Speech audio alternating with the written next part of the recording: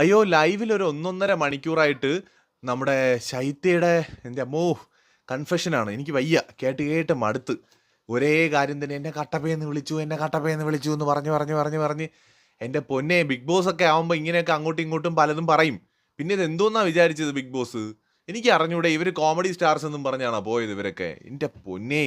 അതായത് ഈ അനിമോളടുത്ത് പോയിട്ട് മാനിപ്പുലേറ്റ് ചെയ്ത് അനിമോളെല്ലാം കുറ്റം ഏറ്റെടുത്ത് പെട്ടെന്ന് ശൈത്യയെ വെളുപ്പിച്ച് വിടും എന്നൊക്കെ ശൈത്യ വിചാരിച്ച ശൈത്യ മനസ്സിലാക്കേണ്ടത് സീസൺ 7 വിന്നർ ചാൻസ് ഏറ്റവും കൂടുതലുള്ള കണ്ടസ്റ്റന്റ് ആണ് അനുമോൾ. അങ്ങ് അവിടെ ഒരു മൂലയിൽ പോയിരുന്ന് കരഞ്ഞ് അവിടെ എത്തിയതല്ലല്ലോ.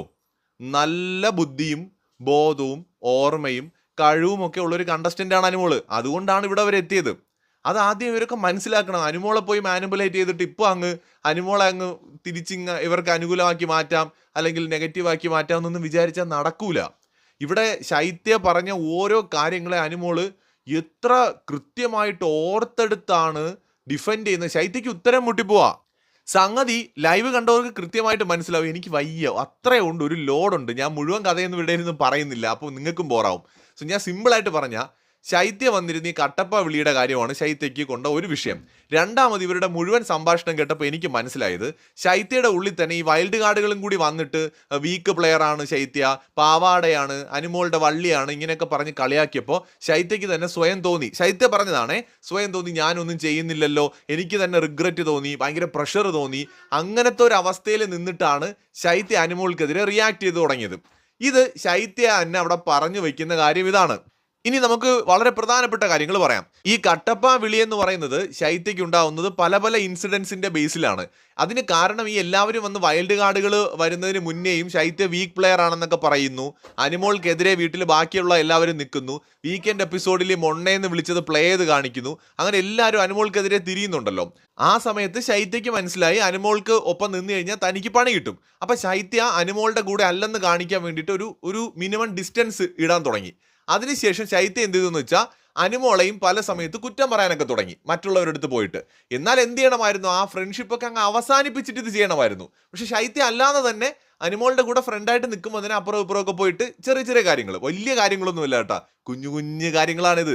ഇത് ശൈത്യ ഇത്രയും സീരിയസ് ആയിട്ട് വിഷമിക്കേണ്ട കാര്യമൊന്നുമില്ല. ഒന്നാമത്തെ കാര്യം എന്തായാലും പോട്ടെ. അപ്പൊ ഇത് പറയുമ്പോൾ ഷോ കണ്ടുകൊണ്ടിരിക്കുന്നവർക്ക് ബാക്ക് സ്റ്റാബ് ചെയ്യുന്ന പോലെ തോന്നും. അങ്ങനെ നാട്ടുകാരാണ് ആദ്യം കട്ടപ്പ പണി എന്നുള്ളത് വിളിച്ചു തുടങ്ങിയത്. നമ്മളൊക്കെ വീഡിയോ പറഞ്ഞിട്ടുണ്ടെന്ന് തോന്നുന്നു കട്ടപ്പയാണെന്നുള്ള രീതിയിൽ.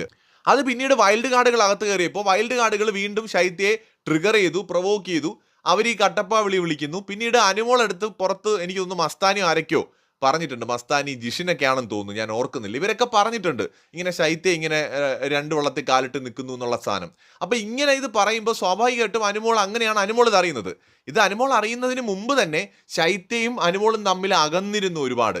അനുമോള് അടുത്ത് പിണങ്ങിയിട്ട് ശൈത്യ ബിന്നിയുമായിട്ടും ജിസേലുമായിട്ടും രണയുമായിട്ടും അതുപോലെ ആര്യനുമായിട്ടും ഒക്കെ ഭയങ്കര കമ്പനി ആയിരുന്നു. അപ്പോഴേക്കും അവിടെയൊക്കെ അവരുടെ ചർച്ചകൾ അനുമോൾക്ക് എതിരായിട്ടായിരുന്നു എന്നുള്ളതാണ് ഇൻട്രസ്റ്റിംഗ് കാര്യം. അപ്പൊ അത് മാത്രമല്ല, അനുമോൾ ഈ കട്ടപ്പ എന്ന് വിളിക്കുന്നതിന് മുമ്പ് തന്നെ അനുമോളുടെ ക്രഷിന്റെ കേസ് ഉണ്ടല്ലോ, ആര്യന്റെ അടുത്ത് ക്രഷ് തോന്നിയെന്ന് അനുമോൾ എൻ്റെ അടുത്ത് പറഞ്ഞിട്ടുണ്ടെന്നുള്ള കാര്യം ഈ നമ്മുടെ ശൈത്യ റിവീൽ ചെയ്യുകയും ശൈത്യ, ബിന്നി, നമ്മുടെ ബിൻസി ഇവരെല്ലാരും കൂടെ ലിവിങ് ഏരിയ അല്ല, വേറൊരു സോഫ കോർണർ ഉണ്ടല്ലോ, അവിടെ ഇവിടെ ഇരുന്നിട്ട് ക്യാമറയുടെ മുമ്പിൽ നോക്കി ഇത് ഇങ്ങനെ അഭിനയിച്ച് കാണിക്കുക, ആര്യനെയും കൂടെ ഇരുത്തിക്കൊണ്ട് ഭയങ്കര തമാശ കാണിക്കുകയൊക്കെ ചെയ്ത് അനുവിനെ കളിയാക്കുകയൊക്കെ ചെയ്യുന്നുണ്ട്. ഇതെല്ലാം കഴിഞ്ഞിട്ട് പിന്നീടാണ് ഈ ശൈത്യയെ അനുമോള് കട്ടപ്പ എന്ന് പറയുന്നത്. അനുമോൾ ഒരു പോയിന്റ് ഇന്ന് ശൈത്യയുടെ അടുത്ത് ചോദിക്കുന്നുണ്ട്, ഞാൻ നിന്നെ 2 or 3 വട്ടം കട്ടപ്പ എന്ന് വിളിച്ചു എന്നുള്ളത് ശരി തന്നെ. ആ വിളിച്ചതല്ലാതെ ഞാൻ ഇവിടെ ഉള്ള ആരുടെയെങ്കിലും കൂടെ നിന്റെ കുറ്റം പറഞ്ഞുകൊണ്ട് നടന്നോ? നിന്നെ കളിയാക്കുകയോ നിന്നെ ഇൻസൾട്ട് ചെയ്യുകയോ നിന്നെ കാണുമ്പോൾ ഞാൻ പെട്ടെന്ന് പോയി അവരുടെ അടുത്ത് നിന്റെ കുറ്റം പറയോ അങ്ങനെ എന്തെങ്കിലും പറഞ്ഞാൽ നടന്നോ?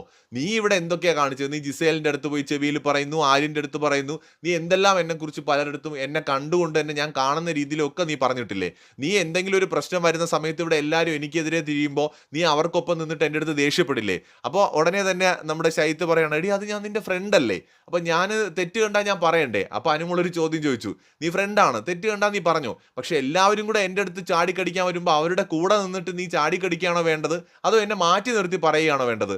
ഒരു ഫ്രണ്ട് മാറ്റി നിർത്തി പറയുകയല്ലേ വേണ്ടതെന്ന് അനുമോൾ ചോദിക്കുന്നുണ്ട്. അതുപോലെ ലാലേട്ടന്റെ എപ്പിസോഡിൽ വെച്ച് എല്ലാവരുടെയും മുമ്പിൽ വെച്ച് നീ പറഞ്ഞില്ലേ ഞാൻ ആര്യന്റെ അടുത്ത് ക്രഷ് ഉണ്ടെന്ന് പറഞ്ഞെന്ന്. ഞാനൊരു തമാശയായിട്ട് പറഞ്ഞ കാര്യമില്ലേ, നിനക്കും അറിയാലോ എനിക്ക് പ്രായത്തിൽ കുറഞ്ഞ ഒരാളടുത്ത് അങ്ങനെ ഒരു ഇഷ്ടമോ അല്ലെങ്കിൽ അങ്ങനെ ഒരു താല്പര്യമോ ഇല്ല, എനിക്ക് എന്നെക്കാൾ ഏജ് കൂടിയ ഒരാളെ വിവാഹം കഴിക്കാനാണ് ഇഷ്ടമെന്ന് ഞാൻ നിന്റെ അടുത്ത് പറഞ്ഞിട്ടുള്ളതല്ലേ. എന്നിട്ടും നീ എന്തിനാണ് ലാലേട്ടന്റെ മുന്നിൽ വെച്ച് അങ്ങനെ പറഞ്ഞത്? അതെനിക്ക് ഒരിക്കലും മറക്കാൻ പറ്റൂല. ഇപ്പൊ ഞാൻ ദേഷ്യത്തിൽ പറയാണ് എനിക്ക് അവനെ കൊല്ലാനുള്ള ദേഷ്യമുണ്ടെന്ന് ഞാൻ ഏതെങ്കിലും ഒരാളെ കുറിച്ച് പറഞ്ഞു കഴിഞ്ഞാൽ നീ പോയിട്ട് ഉടനെ അവരുടെ അടുത്ത് പറയോ അനുമോള നിന്നെ കൊല്ലാനുള്ള ദേഷ്യമുണ്ട്, നിന്നെ കൊല്ലാൻ നടക്കുകയാണെന്ന് നീ പോയി പറയോ? അങ്ങനെയാണോ അതിനെ കാണേണ്ടത്? നമ്മളൊരു കാര്യം പറയുമ്പോൾ ആ സെൻസിൽ വേണ്ടി എടുക്കേണ്ടത്. ഞാനൊരു ഫണ്ണായിട്ടല്ലേ നിന്റെ അടുത്ത് അത് പറഞ്ഞത് എന്നും അനുമോള് ഈ ശൈത്യയുടെ അടുത്ത് ചോദിക്കുന്നുണ്ട്. അപ്പോൾ ഉടനെ ശൈത്യ പറയണം എടി അത് ബിന്നിയും പറഞ്ഞു, ഇവിടെ പലർക്കും തോന്നിയിട്ടുണ്ട് നിനക്ക് ആര്യൻ്റെ അടുത്തൊരു ക്രഷ് ഉള്ളതായിട്ട്. ബിന്നി പറയുന്ന പോലെയാണോ നീ പറയുന്നത്? ബിന്നിയോ ഇവിടെ ആരോ പറഞ്ഞാൽ എനിക്ക് ഒരു കുഴപ്പമില്ല, പക്ഷെ നീ എൻ്റെ അടുത്ത ഫ്രണ്ട് ബെസ്റ്റ് ഫ്രണ്ടായിട്ടിരിക്കുമ്പോൾ നീ പറയുമ്പോൾ അതെനിക്ക് ഫീൽ ചെയ്യില്ലേ എന്നും അനുമോള് തിരിച്ച് ചോദിക്കുന്നുണ്ട്. പലതിനും ശൈത്യയ്ക്ക് ഉത്തരമില്ല കേട്ടാ. അതുപോലെ രേണു സുധിയുടെ മോർണിംഗ് ആക്ടിവിറ്റിയിലെ കേസിൽ ആ പേന് വരുന്ന കാര്യം പറഞ്ഞപ്പോൾ എല്ലാവരും കൂടെ അനുമോൾക്കെതിരെ തിരിഞ്ഞല്ലോ രേണു സുധിക്ക് വേണ്ടിയിട്ട് പെട്ടെന്ന്.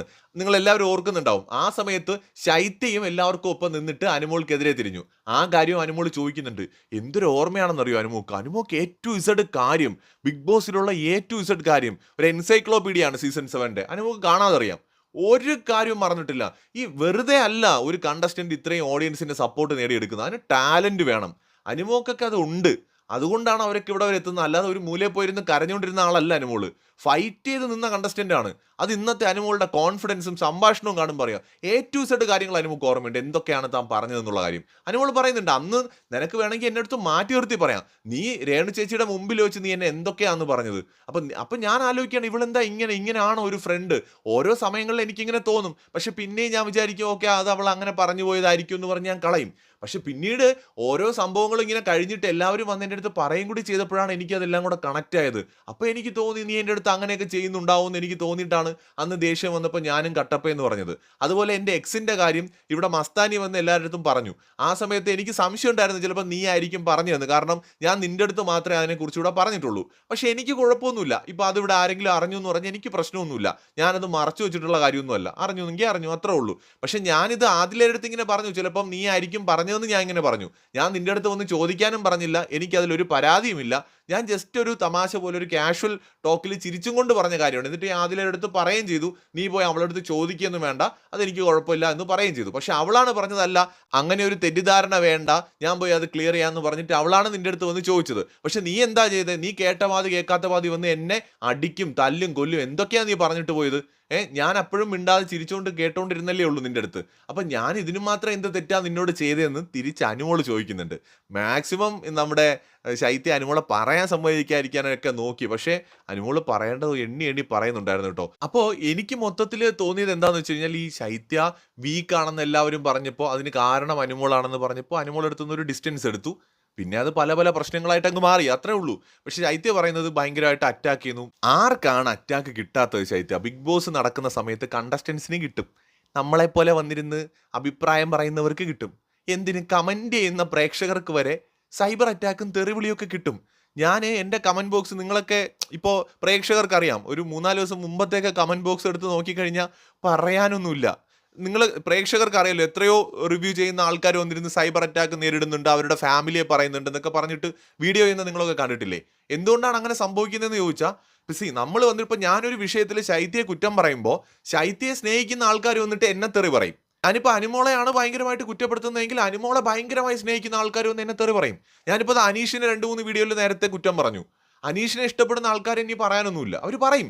അത് അവർക്ക് അനീഷിൻ്റെ അടുത്തുള്ള ഇഷ്ടം കൊണ്ടാണ്, എൻ്റെ അടുത്തുള്ള ശത്രുതയല്ല അവിടെ വിഷയം. ഞാൻ അവരിഷ്ടപ്പെടുന്ന ഒരാളെ കുറ്റം പറയുമ്പോൾ അവർക്ക് എന്നോടൊരു ദേഷ്യം തോന്നും, അവർ വന്ന് കമൻറ്റ് ചെയ്യും. അത് കുറച്ച് നാൾ ചിലപ്പോൾ അവരങ്ങനെ ചെയ്യുമായിരിക്കും, കുറേ കഴിയുമ്പോൾ ചിലപ്പോൾ അവരങ്ങ് വിടും. അല്ലെങ്കിൽ ഞാനിത് ഇനി പറയാതിരുന്ന അവരങ്ങ് നിർത്തും, അവരവരുടെ പാട്ടിന് പോകും, ഞാൻ എൻ്റെ പാട്ടിന് പോകും, അത്രേ ഉള്ളൂ. ഈ ബിഗ് ബോസിനകത്ത് പോകുമ്പോൾ പോസിറ്റീവ് മാത്രം കിട്ടുമെന്ന് ആരാണ് ശൈത്യൻ്റെ അടുത്തൊക്കെ പറഞ്ഞത്? കട്ടപ്പായ എന്നൊക്കെ വിളിക്കുന്ന വളരെ ചെറുത്. പുറത്തിറങ്ങിയിട്ട് അനുമോളെ കുറിച്ചുള്ള കമന്റുകൾ കാണും. ഇനി ഇത് പോയിട്ട് പറയുന്നത് അനുമോളടുത്താണ്. അനുമോൾ ചോദിക്കുന്നുണ്ട് ഞാനിനി എന്ത് ചെയ്തു തരണം ഇങ്ങനെ നെഗറ്റീവ് ആവുന്നതിന്? ഞാൻ വിചാരിക്കുന്നുണ്ടോ പുറത്ത് ഇങ്ങനെയൊക്കെ നടക്കുന്ന കാര്യം? എനിക്കിതറിയോ, ഞാൻ ഇതിനകത്തല്ലേ നിൽക്കുന്നതെന്നൊക്കെ അനുമോൾ ചോദിക്കുന്നുണ്ട്. നോക്കൂ, ബിഗ് ബോസ് വീടിനകത്തും പുറത്തും ഇത്രയധികം ടാർഗറ്റ് ചെയ്യപ്പെട്ടിട്ടുള്ള, ഇത്രയധികം സൈബർ അറ്റാക്ക് നേരിട്ടിട്ടുള്ള ഒരു കണ്ടസ്റ്റന്റ് ഈ സീസണിൽ അനുമോളാണ് ഏറ്റവും കൂടുതൽ. പിന്നെ വേണമെങ്കിൽ മസ്താനിയുടെ പേര് പറയാം. ഇടയ്ക്കൊക്കെ അക്ബറിന് നല്ല സൈബർ അറ്റാക്ക് ഉണ്ടായിരുന്നു. ഏറ്റവും കൂടുതൽ അകത്തും പുറത്തും ഒരുപോലെ ഭയങ്കരമായ സൈബർ അറ്റാക്കിന് ഏറെക്കാലം ഈ സീസണിൽ ഉടനീളം ഇരയായിട്ടുള്ള ഒരാൾ അനുമോളാണ്. അതുകൊണ്ട് മാത്രമാണ് പല വിഷയങ്ങളിലും അനുമോളോട് എനിക്ക് വ്യക്തിപരമായി അവരുടെ നിലപാടുകളോട് അഭിപ്രായ വ്യത്യാസം ഉണ്ടായിട്ടും അനുമോൾക്കെതിരെ നടക്കുന്ന സൈബർ അറ്റാക്കിനെതിരായിട്ട് ഞാൻ വീഡിയോകൾ ചെയ്യുന്നത്. കാരണം അത്രയും കണ്ട് മടുത്തിട്ടാണ് ഗ്രൂപ്പുകളിലും ഫേസ്ബുക്കിലും ഇൻസ്റ്റഗ്രാമിലും സ്റ്റോറികളായിട്ട് കമന്റുകളായിട്ട്. അപ്പോൾ അതുകൊണ്ടാണ് പലപ്പോഴും അതിനെതിരായിട്ട് നമ്മൾ സംസാരിക്കേണ്ടി വരുന്നത്. ആ അനുമോളടുത്ത് പോയിട്ട് ശൈത്യയ്ക്ക് പറയാനുള്ളത് ഒരു കട്ടപ്പ വിളി കിട്ടി എന്നുള്ളത് മാത്രമല്ലേ ഉള്ളൂ. അതൊക്കെ ബിഗ് ബോസിൽ ചെറുതാണ് ശൈത്യ, അതാദ്യം മനസ്സിലായിക്കോ. എല്ലാവർക്കും ഈ ബിഗ് ബോസ് നടക്കുമ്പോൾ ലാലേട്ടന് തെറിവിളി കിട്ടും, സൈബർ അറ്റാക്ക് കിട്ടും, ബിഗ് ബോസിന് കിട്ടും, ഷോ ഡയറക്ടറിന് കിട്ടും. ബിഗ് ബോസ് എന്ന് പറയുന്നത് ഒരു സാങ്കല്പികമാണ്, ഒരു വലിയ ഗ്രൂപ്പാണത്. എങ്കിൽ പോലും ബിഗ് ബോസ് എന്ന് പറയുന്ന ആ പേരിന് സൈബർ അറ്റാക്ക് കിട്ടും, ഷോ ഡയറക്ടറിന് കിട്ടും, കണ്ടസ്റ്റൻസിന് കിട്ടും, ഓഡിയൻസിന് കിട്ടും, ഫാൻ പേജുകൾക്ക് കിട്ടും, റിവ്യൂ പറയുന്നവർക്ക് കിട്ടും. സകലർക്കും നല്ല ഒന്നാന്തരം തെറിവിളി, പുളിച്ച തെറിവിളി കിട്ടും ബിഗ് ബോസിനകത്ത്. പാർട്ട് ഓഫ് ഗെയിമാണത്. നമ്മൾ അതൊക്കെ നേരിടുക എന്നുള്ളതേ നമ്മുടെ മുമ്പിൽ ഒരു വഴിയുള്ളൂ. ഇവിടെ വീണ്ടും പോയിട്ട് ശൈത്യ ന്യായീകരിക്കാൻ ശ്രമിക്കുകയാണ്. ശൈത്യയുടെ ഭാഗത്തുനിന്ന് വീഴ്ചകൾ വന്നിട്ടുണ്ട്. മനുഷ്യന്മാരാണ്. ശൈത്യ ഓക്കെ അതെന്റെ ഗെയിമായിരുന്നു, അല്ലെങ്കിൽ ആ ഗെയിം പാളിപ്പോയി, അത്രേ ഉള്ളൂ. നമുക്ക് വേറെ പ്രശ്നമൊന്നുമില്ലടാ, നമുക്ക് രണ്ടുപേർക്കും നടന്നതൊക്കെ അങ്ങ് മറക്കാം എന്നും പറഞ്ഞ് കൈ കൊടുത്ത് ചായ കുടിച്ച് പിരിയേണ്ടതിന് പകരം വീണ്ടും 2 മണിക്കൂർ ഇരുന്നത് എക്സ്പ്ലെയിൻ ചെയ്ത് കരഞ്ഞ് എന്തിനാണെന്ന് ഇപ്പോൾ ശൈത്യ പറയുന്നുണ്ട്. അമ്മയും അച്ഛനും ഒക്കെ വിഷമിക്കുന്നുണ്ട്. നീ വീഡിയോ ഒക്കെ അവരുടെ അമ്മയും അച്ഛനും കാണുമെന്നൊന്നും എനിക്കറിയത്തില്ല. നിങ്ങൾ മനസ്സിലാക്കേണ്ടതെന്ന് പറഞ്ഞാൽ ഇതിനകത്ത് ഇത് പാർട്ട് ഓഫ് ഈ ഗെയിമാണ്, ഈ ഗെയിമിന്റെ ഭാഗമാണ് ഇതിനകത്ത്. ഈ ഷോ ഇങ്ങനെയാണ്. ഞാൻ ഇന്നലെ കൂടെ ശൈത്യയെ വിമർശിച്ച് വീഡിയോ ഇട്ട ഒരാളാണ്. ഇപ്പൊ ശൈത്യയെ ഞാൻ വിമർശിക്കുമ്പോൾ ശൈത്യയെ സപ്പോർട്ട് ചെയ്യുന്ന ഒരാളുണ്ടെങ്കിൽ അയാൾ വന്ന് എന്നെ നല്ല തെറി വിളിക്കും. സ്വാഭാവികമാണിത്. നമ്മളൊരു അഭിപ്രായം സമൂഹത്തിൽ വന്നിന്ന് പറയുമ്പോൾ ആ അഭിപ്രായത്തിനെ എതിർക്കുന്നവരും ആ അഭിപ്രായത്തോട് യോജിക്കുന്നവരും ഉണ്ടാവും. നമുക്കിതിനകത്ത് 2 ഓപ്ഷനാണുള്ളത്. ഒന്ന്, നമ്മൾ സമൂഹത്തിൽ ഇറങ്ങി നിന്ന് അഭിപ്രായം പറയാതെ നമ്മുടെ കാര്യം നോക്കി ജീവിക്കുക, അവരെ ഇതൊന്നും ബാധിക്കില്ല. മറിച്ച് നമ്മൾ അഭിപ്രായം പറയാൻ വന്നു കഴിഞ്ഞാൽ നമുക്ക് സൈബർ അറ്റാക്കും വിമർശനങ്ങളും ഒക്കെ നേരിടേണ്ടി വരും. ബിഗ് ബോസ് എന്ന് പറയുന്നത് ഒരു റിയാലിറ്റി ഷോ ആണ്. അവിടെ ഒരുപാട് കണ്ടസ്റ്റൻസ് വരുന്നുണ്ട്, കേരളത്തിലെ മുഴുവൻ ആളുകൾ കണ്ടുകൊണ്ടിരിക്കുകയാണ്. അവിടെ നമ്മൾ ചെയ്യുന്ന പ്രവൃത്തികൾ ഇനി എത്ര നന്മ നിറഞ്ഞ പ്രവൃത്തി ചെയ്താൽ പോലും നമുക്ക് ചീത്തവിളിയും വിമർശനവും കിട്ടും. ഒരു ഉദാഹരണം പറഞ്ഞാൽ, ഒരാൾ ഏറ്റവും നന്മ മരമായിട്ട് അതിനകത്ത് പോയി നിൽക്കുന്നു എന്ന് വെച്ചോ, അയാൾക്കും കിട്ടും അയാൾ വലിയ നന്മ മരം കളിക്കുകയാണെന്നും പറഞ്ഞുകൊണ്ട്.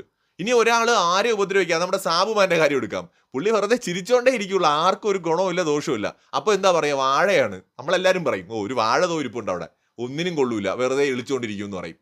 ഇത് മനുഷ്യ സഹജമാണ്, പ്രത്യേകിച്ച് ഈ ഷോയ്ക്കകത്ത്. പിന്നെ നമുക്ക് തെറ്റുപറ്റി അക്സെപ്റ്റ് ചെയ്യണം. ഇപ്പൊ ഇന്നലെ മെനഞ്ഞാന്നൊക്കെ തന്നെ ഈ ശൈത്യ വന്നിട്ട് എന്തൊക്കെയാണ് അനുമോളെ കുറിച്ച് പറഞ്ഞത്, എന്തിനാണ് തങ്കച്ചന്റെ റെഫറൻസ് ഒക്കെ അതിനകത്ത് എടുത്തിട്ടത്, വേറൊരു ഷോ, അതൊരു സ്ക്രിപ്റ്റഡ് ഷോയുടെ കാര്യമല്ലേ, അതിനേക്ക് വന്നിട്ട് ഇവിടെ വന്ന് പറയുക, അനീഷിന്റെ കേസ് എടുത്തിടുക. ആരും അത്ര പെർഫെക്റ്റ് ഒന്നുമല്ല. എല്ലാവരുടെ കയ്യിലും ഒരു പൊടിക്ക് കുഴപ്പങ്ങളൊക്കെ ഉണ്ട്. ഇതങ്ങ് അക്സെപ്റ്റ് ചെയ്താൽ തീരാവുന്ന പ്രശ്നങ്ങളേ ഉള്ളൂ. ചുമ്മാ മണിക്കൂർ 2-3 മണിക്കൂർ നീട്ടിക്കൊണ്ട് പോകേണ്ട ഒരു ചർച്ചയുടെ ഒന്നും ഒരു ആവശ്യമില്ല. അനുമോളും ഈ ശൈത്യമൊക്കെ നമ്മളൊക്കെ കണ്ണുകൊണ്ട് കണ്ടതല്ലേ. ശൈത്യയുടെ അച്ഛനും അമ്മയും കണ്ടു കാണുമല്ലോ എപ്പിസോഡും ലൈവും ഒക്കെ, അവരും കണ്ടതല്ലേ. ശൈത്യയുടെ ഗെയിം പാളിപ്പോയതാണ്. ശൈത്യയുടെ ഗെയിം പാളിപ്പോയത് എങ്ങനെയാണെന്ന് വെച്ചാൽ, അകത്തുള്ളവർ മാനിപ്പുലേറ്റ് ചെയ്തപ്പോൾ ശൈത്യ അതിൽ വീണു. ഇന്ന് അതിൽ നിന്ന് രക്ഷപ്പെടാൻ കിടന്ന് ഉരുണ്ടിട്ട് കൂടുതൽ അബദ്ധങ്ങളിൽ പോയി ചാടുന്നു, അത്രേ ഉള്ളൂ. അതാ സംഭവിച്ചുകൊണ്ടിരിക്കുന്നത്. കൂടുതൽ അപ്ഡേറ്റ്സുമായി വീണ്ടും വരാം.